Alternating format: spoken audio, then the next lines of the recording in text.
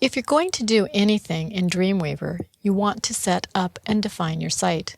Doing this ensures that Dreamweaver manages, supports, file checks, validates, does all kinds of things for you to make sure that your website is working correctly and that you're managing your files properly. So let's go up to Site, New Site. When the Site Definition dialog box opens, it will default to the Basic tab. Although Basic sounds like it would be the easy way to go, it's actually much faster and simpler to set up your site definition in the Advanced tab. So let's click on Advanced. The first thing we want to do is name our site, and we want to give it a meaningful name. We've already set up our file structure in a one file folder with subsets of folders, and we know that our project is going to create a style guide. So let's name it Style Guide.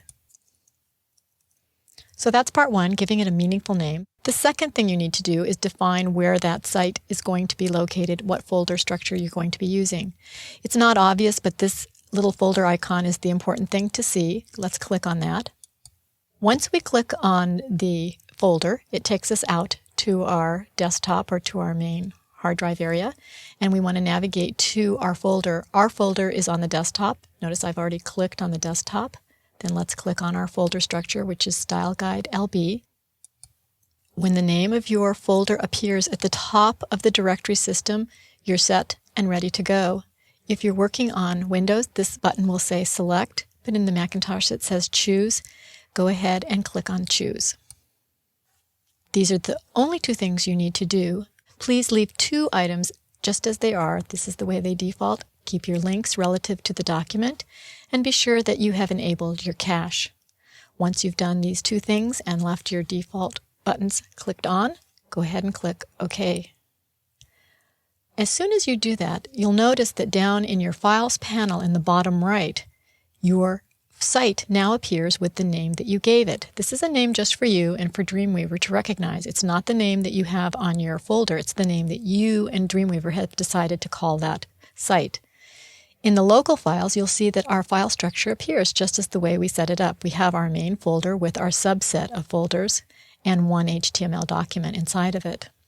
If for some reason you make a mistake setting this up or don't indicate the right folder, all you need to do is just double-click on this, and your Site Definition dialog box will open again, and you get a second chance to make any changes that you need to make, especially if you end up changing the location of your folder. Go ahead and click Cancel. We have entered all the information correctly. Let's click on this style guide one more time. Another feature of the Files panel is that it actually lets you access your own computer. So if you're doing anything inside of Dreamweaver, be sure not to keep going in and out of Dreamweaver, but try to access it from inside of Dreamweaver. So if I go out to the hard drive, notice I can see everything that I have on my computer, and I can access any file that I need, whether it's an image or a text document or whatever. Because remember, the point of setting up the site definition is to make Dreamweaver in charge of managing our site and making sure that all the links, all the files are correctly being managed and in the right location. Let's click on that drop-down menu again. And if you want to delete a site, you can go to Manage Sites.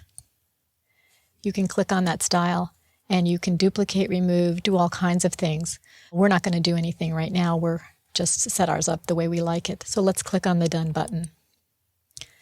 So this is how the site definition works. Remember, it's an important thing to do. It's the most important thing you can do to make sure that your site works well and that you get all of the support and all of the help that Dreamweaver can offer.